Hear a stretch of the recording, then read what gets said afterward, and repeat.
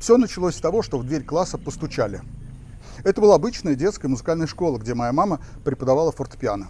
На пороге стояла хорошо одетая дама лет 50. Она рассказала, что уже в нескольких музыкальных школах города ей отказали. Но кто-то посоветовал обратиться к моей маме, которая была известна тем, что бралась обучать детей, даже тех, которые не прошли вступительный экзамен из-за недостаточного или полного отсутствия музыкального слуха или чувства ритма. Мама обычно предупреждала родителей таких детей, что их дети вряд ли станут профессиональными музыкантами, но если их цель научиться играть для собственного удовольствия и радости близких, то научить она сможет любого ребенка. И мама действительно брала таких детей, объясняя, что большое желание и достаточное упорство могут привести даже к большим результатам, чем лень и незаинтересованность обладателя таланта. А при чем здесь прокуратура, спросите вы? А сейчас поймете, отвечу я. Началась эта история с того, что в дверь моей мамы постучали. И незнакомая, хорошо одетая взрослая женщина поведала, что у нее надежда только на мою маму. «Да», — ответила мама, — «я берусь научить играть на фортепиано любого ребенка, если у него есть большое желание, и он проявит достаточное усердие к обучению». «А где ваш...» Мама слегка запнулась, так как по возрасту дамы можно было предположить, что речь идет не о ее сыне или дочке, а, вероятнее всего, о внуке или внучке. «А где ваш ребенок?» — спросила мама. «А у меня дети уже взрослые, а внуки с ними, и они далеко отсюда». «А мы о ком тогда говорим?» — спросила мама. «Обо мне», — смущенно ответила дама. «В каком смысле?» — переспросила мама. «Видите ли», — стала объяснять дама, — «я с детства мечтала играть на фортепиано, но в детстве не получилось, а потом жизнь закрутилась, и вот уже и внуки у меня, я все никак. А теперь уже точно собралась. Меня никуда не берут. Говорят, везде это детская музыкальная школа, и мы не можем». Мама крайне удивилась. «Так вы сами хотите научиться играть? Вы когда-то уже учились и хотите продолжать?» «Да никогда я не училась, но я с детства мечтала, но вот не довелось». И тут же очень уверенно, с неким смирением сказала: «Я не знаю, есть ли у меня слух, и я, конечно, не знаю ни одной ноты, но вы только, пожалуйста, не отказывайте мне. Я мечтала об этом с детства. Мы с подругами собираемся иногда, поем, играть никто ни на чем не умеет. Я им сказала, что вот возьму и научусь, даже если слуха нет, чтобы, как некоторые, без нот играть. Значит, по нотам буду играть. Выучусь играть и будем петь под фортепиано. Фортепиано куплю, место есть куда ставить. Пожалуйста, не отказывайте мне. Я буду самой прилежной ученицей. Я не опоздаю ни на один ваш урок. И все ваши домашние задания буду прилежно выполнять». Несмотря на вот такие слова, она не выглядела какой-то неуверенной просительницей, а наоборот, эта солидная дама в хорошем деловом костюме все это говорила тоном очень уверенного в себе человека. Просто она, понимая, что в данной ситуации решение зависит не от нее, сразу обозначила готовность беспрекословно выполнять все задания, быть прилежной и дисциплинированной, лишь бы ее согласились взять на обучение. Мама немного смутилась. Все ее ученики начинали заниматься с 7-8 лет, а некоторые даже с 6 лет. А эта новая ученица была примерно в 1,5 раза старше моей мамы на то время. Но почувствовав в этой просьбе такую искренность и решимость, мама согласилась. «Что ж, давайте проверим ваши способности». Надежда Федоровна, так звали новую ученицу, радостно согласилась. И вот Надежда Федоровна послушно пропела за моей мамой наигранные простенькие мелодии, прохлопала вслед за мамой в ладоши какие-то ритмические рисунки и, так проверяют у детей наличие ритма и слуха. И оказалось, что у Надежды Федоровны все хорошо, и с музыкальным слухом, и с чувством ритма.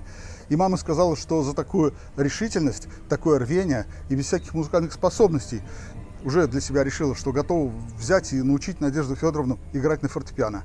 Ну а наличие музыкальных способностей просто облегчит задачу и позволит быстрее получить результаты. Следующие несколько лет стали для Надежды Федоровны временем очень усердных занятий.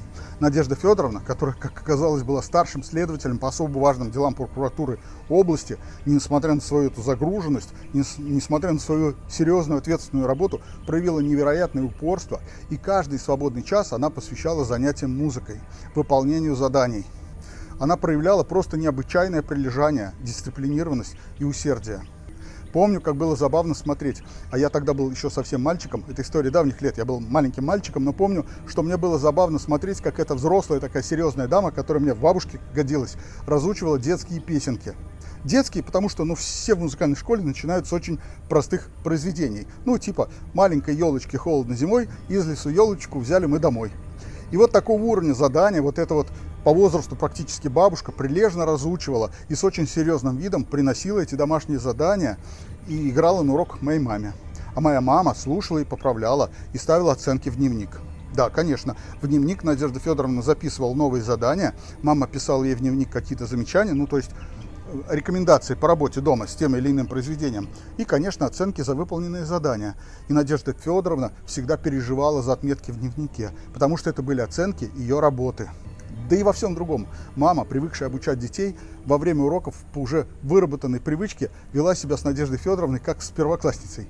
Так, а почему кисть руки опустилась? Кисть — это наш столик, а на нем посудка. Если столик вот так наклонен, посудка вся упадет. Нужно следить за нашим столиком, за нашей кистью руки, чтобы посудка не падала. Иначе потом техничные вещи не сможем играть такой опущенной кистью. Надежда Федоровна была самой усердной ученицей из тех, которые прошли через мамин класс за 27 лет преподавания. А взаимное уважение между молодой тогда еще учительницей и ее взрослой ученицей переросли со временем в дружбу. Надежда Федоровна постоянно просила у мамы: дайте мне что-то посложнее, посложнее мне дайте, я справлюсь, вот увидите, я справлюсь. И вот так она 7-летний курс музыкальной школы освоила всего, кажется, за 4 года. Она научилась не только замечательно играть по нотам, но и подбирать музыку на слух. Просто садиться и любую песню, которую ее подруги хотят петь, садиться и подбирать двумя руками, и играть, и петь с подругами. Она стала сильным примером для своих подруг, демонстрируя, что ни возраст, ни занятость не могут стать преградой для исполнения мечты. Эта история научила меня важному. Каждый раз, когда я слышу, как люди оправдывают свои неудачи, ссылаясь на обстоятельства, я вспоминаю Надежду Федоровну. Ее пример показывает, что если есть настоящее желание, если есть настойчивость и готовность действовать, то достичь успеха можно даже тогда, когда всем вокруг твоя цель кажется нереальной. И с тех пор, вот всю жизнь, мне много раз от разных людей приходилось слышать, как люди объясняют, почему они чего-то не сделали или не делают в жизни, почему чего-то не достигли, почему чего-то не добиваются. Они всегда объясняют: ну вот потом мне вот это мешает, еще потому что у меня вот условия не такие, да и надо было раньше заниматься этим, конечно же. А я вот хотел, но потом я вот упустил, а сейчас уже вот семья, а сейчас вот дети, и сейчас уже, конечно, поздно начинать. Так люди оправдывают свои неудачи, свои неуспехи, свое нежелание просто быть в жизни тем, кем хочется быть. Всем же хочется быть в жизни успешными, обеспеченными и, скажем так, счастливыми. Но немногие готовы на какие-то конкретные действия, на какие-то решения, на какие-то, возможно, даже жертвы. Ну, жертвы в смысле потери какого-то иногда даже и эфемерного комфорта или какой-то якобы стабильности. Большинство людей не удовлетворены своей работой или бизнесом, своим достатком. Многие просто даже проживают не свою жизнь, забив на детские увлечения и даже мечты. Но у каждого своя жизнь. Каждый вправе прожить свою жизнь так, как, ну или никак. Или так, как хочется. Это выбор каждого. Это и твой персональный выбор. Если я тебя зацепил за живое, с тебя подписка, лайк, репост, коммент, ну и обращайся в Телеграм, обсудим.